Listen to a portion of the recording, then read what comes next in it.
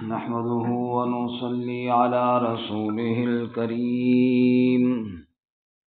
أما بعد فأعوذ بالله من الشيطان الرجيم. بسم الله الرحمن الرحيم.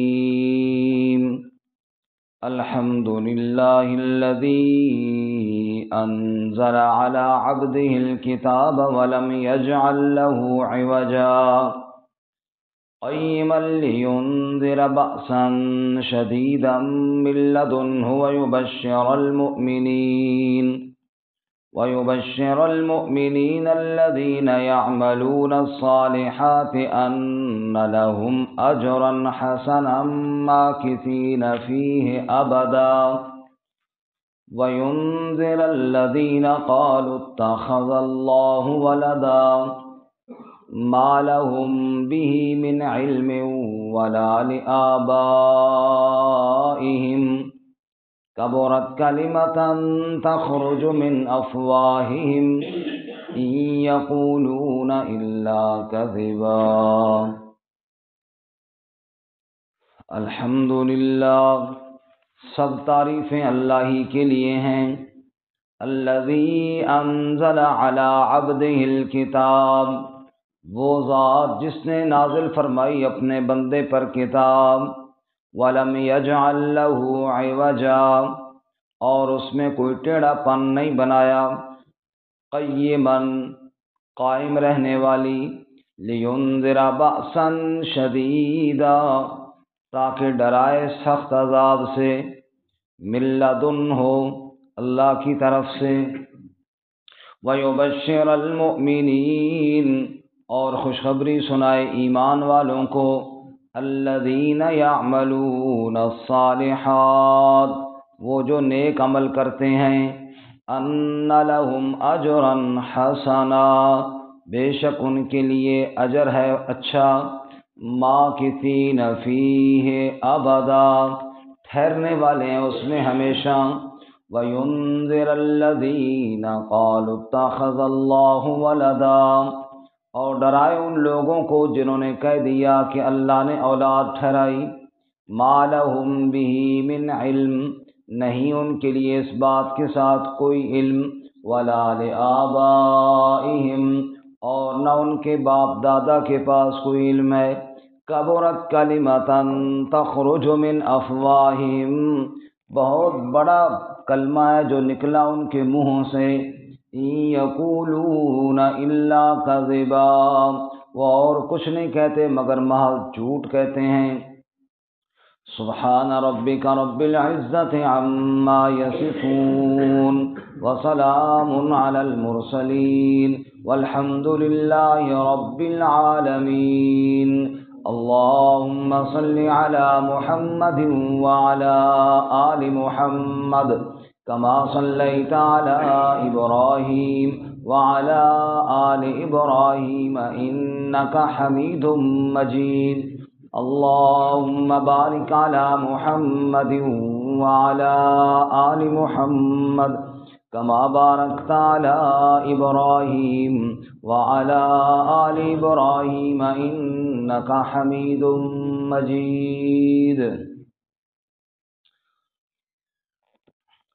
معزز سامعین، سورۃ الکہف کی ابتدائی 5 آیات تلاوت کی ہیں۔ اللہ رب العزت ان کے مطابق صحیح بیان کی توفیق عطا فرمائے، آمین، اور ہمیں قرآن و سنت پر عمل کرنے کی توفیق عطا فرمائے، آمین۔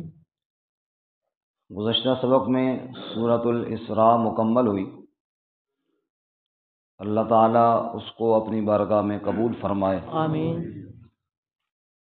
اور پورا قرآن مجید مکمل کرنے کی اللہ ہمیں توفیق عطا فرمائے، اللہ ربنا آمین۔ سورۃ الاسراء کے آخر میں بالکل آخری آیت میں ہم نے پڑھا تھا وَقُلِ الْحَمْدُ لِلَّهِ، اور سورۃ الکہف کے بالکل شروع میں آ گیا الحمدللہ، سب تعریفیں اللہ کے لیے ہیں۔ اتنا خوبصورت ربط اور جوڑ ہے کہ وہ بات ابھی ختم نہیں ہوئی، اللہ کی حمد کی بات ابھی جاری ہے۔ باقی سورۃ الاسراء کے شروع میں सुबहान अल्लाह था, सुबहान अल्लज़ी असरा बिअब्दिही, और आखिर में अल्हम्दुलिल्लाह था, और सूरतुल काफ के शुरू में अल्हम्दुलिल्लाह है। बाकी सूरतुल इसरा में मोजज़ात का ज़िक्र था। वाक़े मेराज एक मोजज़ा है, उसका ज़िक्र हुआ। कुरान मजीद एक बहुत बड़ा मोजज़ा है, उसका ज़िक्र हुआ। मूसा अलैहिस्सलाम के मोजज़ात का ज़िक्र हुआ। अब सूरतुल कहफ में शुबहात और सवालात के जवाबात दिए गए, क्योंकि कुछ शुबहात और एतराज़ात थे, कुछ सवालात थे। मसलन असहाब कहफ कौन है, मूसा और खिज़र अलैहिस्सलाम का क्या वाक़या है, ज़ुल्करनैन कौन है। सवालात के जवाबात सूरतुल कहफ में दिए गए हैं। और शुबहात इस तरह कि असहाब कहफ के बारे में ये शुबा था कि शायद वो अल्लाह के शरीक हैं, क्योंकि बड़ा अरसा सोए और फिर उठे। तो उस शुबे का जवाब भी साथ साथ दिया कि नहीं, वो अल्लाह के मुखलिस बंदे थे, लेकिन अल्लाह की इबादत में शरीक नहीं थे, क्योंकि 309 साल सोने के बाद उन्होंने यही समझा कि एक दिन या आधा दिन हम सोए हैं।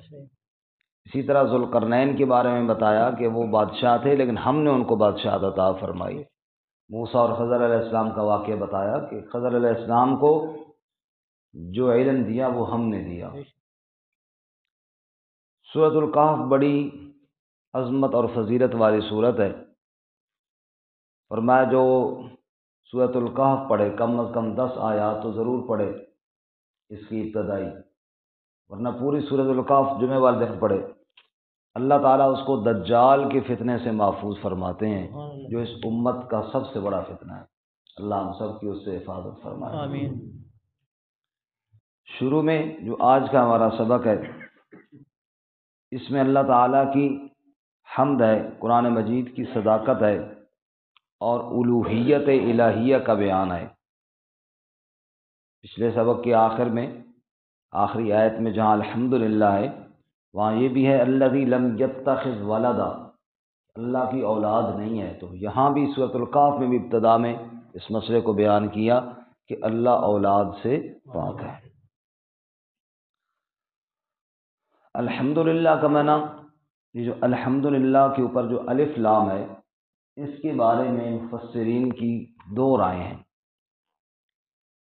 एक राय तो ये है कि अल्हम्दुलिल्लाह का जो अलिफ लाम है, ये इस्तिलाह में कहते हैं इस्तिग़राक़ी है। माना ये बनेगा कि तमाम तारीफ़ें अल्लाह के लिए हैं।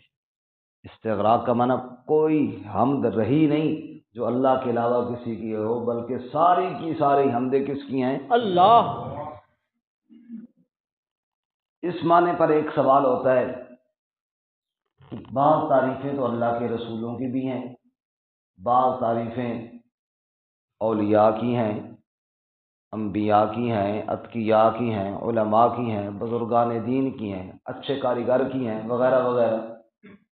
फिर इसका क्या मतलब हुआ कि तमाम तारीफ़ें अल्लाह की हैं? खुद कुरान मजीद में भी तारीफ़ें मौजूद हैं नबी सल्लल्लाहु अलैहि वसल्लम की।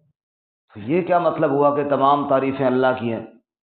मुफस्सिरीन ने उसका ये जवाब दिया कि हैं तो सारी तारीफ़ें अल्लाह की, नबियों को जो नबूवत दी है वो किसने दी है? इसलिए जो नबी की तारीफ़ होगी वो भी असल में अल्लाह ही की तारीफ़ है। वली को जो विलायत मिली, आलिम को जो इल्म मिला, तकवे वाले को जो तकवा मिला, कारीगर को जो हुनर मिला, ये सब कुछ देने वाला कौन है? अल्लाह। जब देने वाला अल्लाह है तो ये तारीफ जिसकी भी होगी असल में वो तारीफ अल्लाह ही की होगी। सुभान अल्लाह। शरीफ फरमाते हैं, आपने देखा कि बिल्डिंग बनी हुई है, माशाअल्लाह जी कारीगर ने बहुत अच्छी बिल्डिंग बनाई है, कारीगर की तारीफ नहीं है, असल में ये भी अल्लाह ही की तारीफ है। अल्लाह उसको पैदा न करता, अल्लाह ताला उसको कुव्वत न देता, अल्लाह उसको सलाहियत न देता, तो वो कैसे बनाता? अल्हम्दुलिल्लाह का माना ये हो गया कि जिस किसी की दुनिया में जो भी तारीफ होगी वो दर हकीकत अल्लाह ही की तारीफ है। ये उस सूरत में है जब इसका माना यूं किया जाए तमाम तारीफें अल्लाह ही के लिए हैं। बाद मुफस्सिरीन ने कहा अलिफ लाम عہد خارجی کا ہے۔ عہد خارجی سے مراد یہ ہوتا ہے کہ مخصوص تعریفیں، اس کا پھر انہوں نے معنی یوں کیا، الحمدللہ تمام تعریف الوہیت اللہ ہی کے لیے۔ اب اس پر وہ سوال ختم ہو گیا۔ اچھے کاریگر ہونا، اچھا انسان ہونا وہ ایک الگ چیز ہے، وہ الہ ہونے والی بات نہیں ہے۔ الحمدللہ تمام الہ ہونے والی صفات، جیسے خالق ہونا، مالک ہونا، محیی ہونا، ممیت ہونا، مدبر ہونا، زندگی اور موت کا مالک ہونا وغیرہ وغیرہ، جو الہ ہونے میں صفتیں ہونی چاہیے، وہ ساری صفتیں کس کے لیے ہیں؟ اللہ۔ اللہ کے علاوہ الہ کوئی نہیں ہے، الہ والی صفتیں کسی میں نہیں ہیں۔ الحمدللہ یہ دو معنی میں نے عرض کر دیے۔ پہلا معنی تمام تعریفیں اللہ ہی کے لیے ہیں، اس پر جواب، اعتراض اور جواب ہے کہ باقی لوگوں کی جو تعریفیں ہیں وہ بھی حقیقت میں اللہ ہی کی ہیں۔ دوسرا معنی یہ کیا، الحمدللہ الوہیت والی، الہ ہونے والی صفتیں وہ صرف کس کے لیے ہیں؟ اللہ۔ انہی میں سے ایک صفت کا آگے ذکر ہے جی، الحمدللہ الذی انزل علی عبدہ الکتاب۔ اور قرآن مجید میں جہاں اللہ نے الحمدللہ ذکر کیا ہے نا، وہاں اگر آپ غور کریں تو صفات الوہیت ہی کا ذکر ہوا ہے ساتھ۔ مثال کے طور پہ سورۃ الفاتحہ میں الحمدللہ رب العالمین، اللہ کی تعریفیں ہیں، مثلا سارے جہانوں کا پالنے والا جو اللہ ہے۔ اب یہ الہ ہونے کی صفت ہے، یہ کسی کاریگر میں نہیں، کسی عالم میں نہیں، کسی مفتی میں نہیں، کسی ولی نبی میں نہیں، یہ پالنے والی ذات صرف اللہ ہی کی ہے۔ تو صفت الوہیت، رب العالمین، پالنے والا کون ہے؟ اللہ۔ اس طرح آپ اور دیکھیں جی، سورۃ الانعام میں دیکھیں، الحمدللہ الذی خلق السماوات والارض وجعل الظلمات والنور۔ الحمدللہ اللہ ہی کے لیے تعریفیں ہیں، کون سی؟ خلق السماوات والارض، آسمانوں کو بنانا، زمین کا بنانا، اندھیروں کا بنانا، اجالوں کا بنانا، یہ ساری صفات الوہیت ہیں۔ الحمدللہ یہ ساری صفتیں کس کے لیے ہیں؟ اللہ۔ اور ایک جگہ اللہ فرماتے ہیں فَقُطِعَ دَابِرُ الْقَوْمِ الَّذِينَ ظَلَمُوا وَالْحَمْدُ لِلَّهِ رَبِّ الْعَالَمِينَ۔ اللہ تعالیٰ نے کافروں کی جڑ کاٹ دی، کئی قومیں اللہ نے برباد کر دی، اور پھر وہاں فرمایا الحمدللہ اللہ ہی کے لیے تعریفیں ہیں۔ کسی کو نیست و نابود کرنا یا کسی کو باقی چھوڑنا، یہ صفات بھی کس کی ہیں؟ اللہ۔ اور یہاں پہ فرمایا الحمدللہ الذی انزل علی عبدہ الکتاب، سب تعریفیں اللہ ہی کے لیے ہیں۔ الذی انزل علی عبدہ الکتاب، وہ ذات جس نے اپنے بندے پر کتاب کو نازل فرمایا۔ سبحان اللہ۔ کتاب نازل کرنے والی تعریف بھی صرف اللہ ہی کی ہے، اللہ کے علاوہ کون کتاب نازل فرما سکتا ہے؟ اور یہاں پر پھر وہ بات جو میں نے رات کو بھی عرض کی تھی، علی عبدہ، اپنے بندے پر۔ اور جب اللہ اپنے محبوب صلی اللہ علیہ وسلم کے ساتھ خوب محبت اور شفقت کا انداز اختیار فرماتے ہیں، پھر اللہ آپ کی صفات کی بجائے آپ کی عبدیت والی صفت کو بیان فرماتے ہیں کہ آپ میرے بندے ہیں، اور اس کے اندر جو لذت ہے وہ باقی صفات کے اندر نہیں ہے۔ اگر آپ، اللہ یوں فرماتے اپنے رسول کو کتاب عطا فرمائی، اپنے نبی کو کتاب عطا فرمائی، تو بات تو وہ بھی درست ہے، آپ اللہ کے رسول ہیں، آپ اللہ کے نبی ہیں، لیکن جب اللہ فرماتے میں نے اپنے پیارے بندے کو کتاب عطا فرمائی، اس میں بڑی لذت ہے جی۔ الحمدللہ الذی انزل علی عبدہ الکتاب، سب تعریفیں اس اللہ کے لیے جس نے اپنے پیارے بندے پر کتاب کو نازل فرمایا۔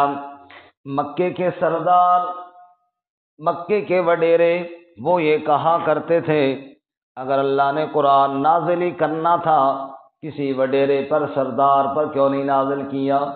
اللہ نے 25ویں پارے میں ذکر فرمایا، وہ کہتے تھے لولا نزل ھذا القرآن علی رجل من القریتین عظیم، یہ مکے کی بستی ہے، یہ طائف کی بستی ہے، ان کے اندر وڈیرے وڈیرے لوگ رہتے ہیں، اگر اللہ نے اپنا قرآن نازل کرنا تھا کسی وڈیرے پر کیوں نہیں نازل کیا؟ اللہ فرماتے ہیں الحمدللہ الذی انزل علی عبدہ الکتاب، وڈیرے رہیں اپنے نخرے میں نے تو اپنے پیارے بندے پر قرآن نازل فرما دیا ہے۔ وَلَمْ يَجْعَلْ لَهُ عِوَجًا، اور اس کے اندر کوئی ٹیڑھا پن کوئی نہیں ہے، قرآن کی سیدھی سیدھی باتیں ہیں، قرآن میں کوئی ٹیڑھا پن نہیں ہے۔ اللہ فرماتے ہیں قرآنًا عربیًا غیر ذی عوج، عربی قرآن نازل کیا، عام فہم کو زبان میں نازل کیا، اس طرز پر بیان کیا جو ہر بندہ سمجھ سکتا ہے، اس کے اندر کوئی ٹیڑھا پن کوئی نہیں ہے۔ مثال کے طور پہ قرآن مجید پر نا لوگوں نے اعتراض کیا، مکھیاں تے مچھراں دی گلاں کیوں ان قرآن ہے، یہ اعتراض کیا۔ اللہ نے قرآن میں جواب دیا سورۃ البقرہ میں، ان اللہ لا یستحی ان یضرب مثلا ما بعوضۃ فما فوقها، اللہ مچھر یا مچھر سے بھی بڑھ کر کسی حقیر چیز کی مثال بیان کرے، اس سے اللہ کو کوئی عار محسوس نہیں ہوتی، اللہ تمہارے سمجھانے کے لیے یہ باتیں کر رہا ہے، اللہ تمہارے سمجھانے کے لیے یہ بات کر رہا ہے، تمہارے ذہن کے مطابق اللہ مثالیں دے رہا ہے۔ اللہ قرآن میں کہتے ہیں ان الذین تدعون من دون اللہ لن یخلقوا ذبابا، اللہ کے علاوہ جن کو پکارتے ہو سارے مل جائیں ایک مکھی بھی پیدا نہیں کر سکتے۔ اب یہ اللہ نے مثال دی ہے ہمیں سمجھانے کے لیے، کیونکہ مکھیاں ہم روزانہ دیکھتے ہیں، اللہ فرماتا ہے اتنی سی چیز بھی کوئی نہیں بنا سکتا تو میرا شریک کہاں سے بن سکتا ہے؟ تو قرآن میں کوئی ٹیڑھا پن نہیں، سیدھی سیدھی باتیں ہیں، اور اس طرح کی باتیں ہیں جو ہر سمجھنے والا سمجھ سکتا ہے اگر سمجھنے کی کوشش کرے تو۔ اس نے فرمایا وَلَمْ يَجْعَلْ لَهُ عِوَجًا، ٹیڑھا پن اس میں کوئی نہیں ہے، قیماً بالکل قائم رہنے والا، سیدھا رہنے والا۔ کیا مطلب؟ اللہ کے حکم کے مطابق سیدھا سادہ کلام ہے، یا جیسے پہلی کتابوں کے اندر اللہ نے مسائل بیان کیے، قیماً قرآن بھی اسی طرح سیدھا قائم رہنے والا ہے۔ مقصد کیا ہے قرآن کے نازل کرنے کا؟ مقصد کیا ہے رسول اللہ صلی اللہ علیہ وسلم کو قرآن عطا کرنے کا؟ فرمایا مقصد یہ ہے لِيُنذِرَ بَأْسًا شَدِيدًا مِّن لَّدُنْهُ، تاکہ ڈرائے سخت عذاب سے اللہ کی طرف سے، کہ اللہ کی طرف سے سخت عذاب آنے والا ہے۔ قرآن مجید اس لیے دیا تاکہ محمد مصطفیٰ صلی اللہ علیہ وسلم اللہ کی جانب سے نذیر بن جائیں، وَيُبَشِّرَ الْمُؤْمِنِينَ، اور ایمان والوں کو خوشخبری سنائیں، الَّذِينَ يَعْمَلُونَ الصَّالِحَاتِ، اور ایمان والے وہ جن کو اللہ تعالیٰ نے نیک اعمال کی توفیق دی، جو نیک اعمال کرنے والے ہیں ان کو خوشخبری سنائیں، ان لہم اجرا حسنا، بے شک ان کے لیے اللہ نے بڑا خوبصورت اجر تیار فرمایا ہے۔ رسول اللہ صلی اللہ علیہ وسلم نے فرمایا جنت میں وہ نعمتیں ہیں جو اللہ تعالیٰ نے اپنے بندوں کے لیے تیار کی ہیں، کسی آنکھ نے دیکھی نہیں، کسی کان نے سنی نہیں، اور کسی دل پر ابھی تک خیال بھی نہیں آیا ان کا۔ دل میں تو انسان بڑی بڑی چیزیں سوچ لیتا ہے نا، حضور فرماتا ہے جتنی مرضی بڑی چیز تم سوچ لو، اس جنت کی نعمت کو تم نہیں پہنچ سکتے، تمہاری سوچ سے بھی بالا تر ہے جنت کی نعمتیں۔ اللہ ہمیں نصیب فرمائے۔ ما کسی نفی ہے ابدا، پھر اس میں ہمیشہ ہمیشہ ٹھہرنے والے ہیں۔ دنیا میں یہ ہوتا ہے انسان نے بڑی محنت کی، مزدوریاں کی، پیسہ جمع کیا، مکان بنایا، بڑا خوبصورت مکان بن گیا، اب رہنا نصیب نہ ہوا۔ جی ادھر مکان بنا، بیچارہ مہینہ رہا، 4 مہینے رہا، سال رہا، 2 سال رہا، موت آ گئی، اور پھر وہ جو اتنی مشقت سے مکان تیار کیا تھا وہ ادھر ہی رہ گیا، لوگوں نے قبضے کر لیے اور وہ چلا گیا۔ حضرت علی رضی اللہ تعالیٰ عنہ نے قبرستان کے پاس کھڑے ہو کر کہا تھا نا، اما الدور فقد سکنت، او قبر والو جو گھر تم نے بنائے ہیں نا ان پہ قبضے ہو گئے، اما الاموال فقد قسمت، جو مال تم نے کمایا تھا نا لوگوں نے اس کو بانٹ لیا ہے آپس میں، اما الازواج فقد نکحت، تمہاری بیویوں نے اور شوہروں سے نکاح کر لی ہیں، یہ ہوگا۔ تو فرمایا دنیا میں ایسے ہوتا ہے، بڑی مشقتوں سے مکان بنایا، رہنا نصیب نہ ہوا۔ اللہ فرماتے ماں کسی نہ فیہ ابدا، جنت میں جب جائیں گے تو ہمیشہ ہمیشہ وہاں رہیں گے۔ سبحان اللہ۔ اللہ فرمائیں گے میرے بندو، ایک تو یہ تم سے میں راضی ہوں، ابھی خفا نہیں ہوں گا، اور دوسرا یہ کہ تم ہمیشہ زندہ رہو گے، تمہارے اوپر موت نہیں آئے گی۔ کیا خوبصورت منظر ہوگا جب یہ بھی پتہ چل جائے کہ اب اللہ ناراض ہی نہیں ہوں گے، اور یہ بھی ہو جائے کہ اب تمہارے اوپر موت بھی نہیں آئے گی۔ اللہ ہم سب کو یہ نصیب فرمائے۔ وَيُنذِرَ الَّذِينَ قَالُوا اتَّخَذَ اللَّهُ وَلَدًا، اور ڈرانا ان لوگوں کو ہے جنہوں نے یہ کہا اتخذ اللہ ولدا، نعوذ باللہ، اللہ نے اولاد بنا لی۔ کہو استغفر اللہ۔ حدیث پاک میں آتا ہے، رسول اللہ صلی اللہ علیہ وسلم نے فرمایا، حدیث قدسی ہے کہ میرا رب کہتا ہے کہ آدم کے بیٹے کو کیا ہو گیا، مجھے گالی دیتا ہے۔ اللہ اکبر، یا اللہ تجھے وہ کیسے؟ میں جب یہ کہتا ہے نا کہ اللہ کی اولاد ہے تو یہ سمجھے کہ اللہ کو گالی دے رہا ہے۔ اللہ اولاد سے پاک ہے، اللہ اولاد سے، لم یلد ولم یولد ولم یکن لہ کفوا احد۔ ارے اولاد کی تجھے ضرورت ہے، کل بوڑھا ہو جاؤں گا سہارا بنے گا۔ اللہ کو بڑھاپا کوئی نہیں، اللہ کو کمزوری کوئی نہیں، اللہ کو فنا کوئی نہیں، وہ ہمیشہ کل یوم ہوا فی شان، ہر وقت ایک نئی شان کے اندر ہے۔ سبحان اللہ۔ وَيُنذِرَ الَّذِينَ قَالُوا اتَّخَذَ اللَّهُ وَلَدًا، اور ڈرائے ان لوگوں کو جنہوں نے کہہ دیا اللہ نے اولاد بنائی ہے۔ مَا لَهُم بِهِ مِنْ عِلْمٍ، ان کے پاس اس بات پر علم کوئی نہیں، بس سنی سنائی بات ہے، فلاں کہتا ہے اور فلاں کہتا ہے، بس اولاد کا عقیدہ بنا لیا، کوئی علم والی بات کوئی نہیں ہے۔ وَلَا لِآبَائِهِمْ، نہ ان کے پاس علم ہے، نہ ان کے باپ دادا کے پاس علم ہے۔ جو رب کے بارے میں اولاد کہتا ہے وہ پرلے درجے کا جاہل ہے، جہالت کی بات کہتا ہے، اللہ اولاد سے پاک ہے۔ اور پھر اس کلمے کو انہوں نے کوئی معمولی سمجھا، کہ کہہ دیا تو کوئی حرج نہیں۔ اللہ فرماتے ہیں کبرت کلمۃ تخرج من افواہہم، کبرت کلمۃ، یہ بہت بھاری بہت بڑا کلمہ ہے جو نکلا ان کے منہوں سے۔ اور سورہ مریم میں اللہ یوں فرماتے ہیں تکاد السماوات یتفطرن منہ، قریب ہے کہ آسمان پھٹ جائیں، وتنشق الارض، زمین بھی پھٹ جائے، وتخر الجبال ہدا، پہاڑ بھی گرنے پر آ جاتے ہیں۔ کب؟ ان دعوا للرحمن ولدا، جب لوگ دنیا میں رحمان کی اولاد بیان کرتے ہیں۔ جب یہ کہا جاتا ہے کہ اللہ کی اولاد ہے، آسمان زمین پوری کائنات پھٹ کر ریزہ ریزہ ہونے پر آ جاتی ہے، اس کو معمولی جرم سمجھا ہوا ہے۔ فرمایا کبرت کلمۃ تخرج من افواہہم، بہت بھاری بہت بڑا کلمہ ہے جو ان کے منہ سے نکلا۔ تو ان یقولون الا کذبا، فیصلہ کن بات سنو، ان یقولون الا کذبا، جو اللہ کی اولاد بتاتے ہیں وہ سری جھوٹ بولتے ہیں۔ کہو بے شک، بے شک، جو اللہ کی اولاد بیان کرتے ہیں وہ کیا کہتے ہیں؟ واضح سری جھوٹ بولتے ہیں، اللہ کی کوئی اولاد نہیں، اللہ اولاد سے پاک ہے۔ اگر ایک مقام دیکھ لیجئے 7واں پارہ، پھر اس کے بعد بات ختم کر لیتے ہیں۔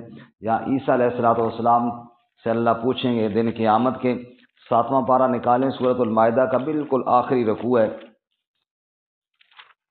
آیت نمبر غالباً 116 ہے، جی 116 ہے، صفحہ نمبر 115 ہے، آیت نمبر 116 ہے، 7واں پارہ سورۃ المائدہ کا بالکل آخری رکوع ہے۔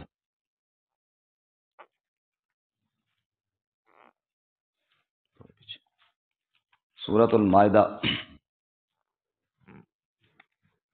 آیت نمبر 116۔ وَإِذْ قَالَ اللَّهُ، اور جب اللہ تعالیٰ فرمائے گا، قیامت کا دن ہے، چونکہ عیسیٰ علیہ السلام کو اللہ کا بیٹا کہا گیا نا جی، اس لیے اللہ تعالیٰ قیامت والے دن عیسیٰ علیہ السلام سے پوچھیں گے اور سب لوگوں کے سامنے پوچھیں گے۔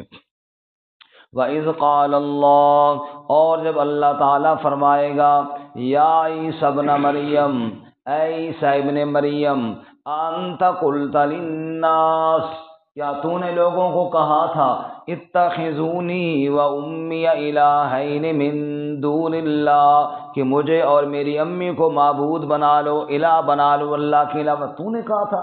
یہ لوگ کہتے ہیں عیسیٰ اللہ کا بیٹا ہے، نعوذ باللہ، اور ان کی مریم والدہ وہ بھی اللہ کی شریک ہے، تو نے لوگوں کو کہا تھا؟ حالانکہ اللہ کو تو پتہ ہے، لیکن ان عیسائیوں کو اللہ جھوٹا کرنے کے لیے ان کے سامنے عیسیٰ علیہ السلام سے پوچھیں گے انت قلت للناس، کیا تو نے لوگوں سے کہا تھا مجھے اور میری ماں کو معبود بناؤ اللہ کے علاوہ؟ قال سبحانک، عیسیٰ علیہ السلام فرمائیں گے سبحانک، اے اللہ تو شریکوں سے پاک ہے۔ اگر میں تیرا شریک بن جاؤں، میری ماں بن جائے، میں تیری اولاد بن جاؤں، تو پھر تو شریک بن گیا نا۔ یا اللہ تو شریکوں سے پاک ہے۔ ایک بیٹا جب ہوتا ہے تو باپ کی وراثت جائیداد میں شریک ہوتا ہے نا۔ اے اللہ اگر میں تیرا بیٹا ہوں تو پھر تو میں تیرا شریک بن گیا۔ قال سبحانک، یا اللہ تو شریکوں سے پاک ہے۔ ما یکون لی ان اقول ما لیس لی بحق، میرے لیے مناسب نہیں کہ میں وہ بات کہوں جس کا مجھے حق نہیں پہنچتا، مجھے تو حق ہی نہیں پہنچتا کہ میں یہ کہوں۔ ان کنت قلتہ فقد علمت، اگر میں نے یہ بات کی ہوتی تو یا اللہ تجھے تو پتہ ہوتی۔ تعلم ما فی نفسی، تو میرے نفس میرے دل کی باتوں کو بھی جانتا ہے۔ ولا اعلم ما فی نفسک، اور میں تیرے دل کی باتوں کو نہیں جانتا۔ انک انت علام الغیوب، بے شک تو ہی سب غیبوں کا جاننے والا ہے۔ ما قلت لہم، میں نے اور ان کو کچھ نہیں کہا، الا ما امرتنی بہ، میں نے تو وہی کچھ کہا جس کا تو نے مجھے حکم دیا تھا۔ ان اعبدوا اللہ، میں نے کہا عبادت کس کی کرو؟ اللہ۔ ان اعبدوا اللہ، اللہ ہی کی عبادت کرو۔ ربی و ربکم، جو میرا بھی رب ہے اور تمہارا بھی رب ہے۔ وکنت علیہم شہیدا ما دمت فیہم، اور میں اس وقت تک تو گواہ ہوں جب تک میں وہاں رہا۔ فلما توفیتنی کنت انت الرقیب علیہم، پس جب تو نے مجھے اٹھا لیا پھر بعد کی باتیں مجھ سے یا اللہ نہ پوچھ، بعد کی باتیں تو ہی جانتا ہے۔ وانت علی کل شیء شہید، ہر چیز پر یا اللہ تیری ذات ہی حاضر اور موجود ہے۔ تو کہنے کا مطلب یہ ہے، رب فرماتے ہیں لوگوں جنہوں نے میری اولاد بیان کی انہوں نے سری جھوٹ بولا، دن کی آمد کے خود عیسیٰ علیہ السلام واضح طور پر اس بات کا انکار کر دیں گے۔ اللہ تعالیٰ ہمیں قرآن و سنت پہ عمل کی توفیق